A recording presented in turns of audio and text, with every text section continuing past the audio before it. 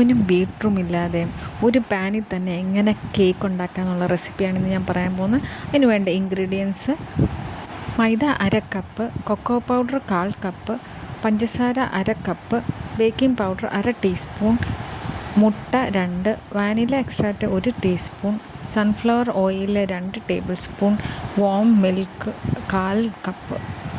എല്ലാം കൂടെ നല്ലപോലെ യോജിപ്പിക്കുക. ഇതുപോലെ അറ്റമൊക്കെ നല്ല ക്ലീൻ ആക്കിയിട്ട് വേണം നമുക്ക് സ്റ്റൗവിലോട്ട് വയ്ക്കാം.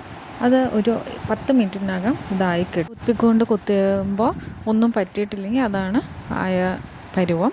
ഇനി നമുക്ക് ഹോട്ട് ചോക്ലേറ്റ് മിൽക്ക് മുകളിൽ ഒഴിക്കാനായിട്ട് അതിന് വേണ്ട ingredients: cocoa powder 1/2 cup, chocolate ഒരു 100 ഗ്രാം, പൗഡർ ഷുഗർ ഒരു 1/2 cup, maida 2 tablespoon, salt ഒരു pinch, vanilla extract 1/4 teaspoon, milk 1 cup, butter 1 tablespoon ബട്ടറും കൂടെ എല്ലാം കൂടെ നമുക്ക് യോജിപ്പിച്ച് സ്റ്റൗവിൻ്റെ മുകളിൽ നമുക്ക് ഒന്ന് ഒരുക്കിയെടുക്കാം. മെൽറ്റ് ചെയ്ത ശേഷം നമുക്കിത് കേക്കിൻ്റെ മുകളിലായിട്ട് ഒന്ന് ഒഴിച്ച ശേഷം നമുക്ക് ഡെക്കറേറ്റ് ചെയ്യാനായിട്ട് നട്ട്സോ എന്തെങ്കിലും വേണമെങ്കിൽ ഇതിടാം.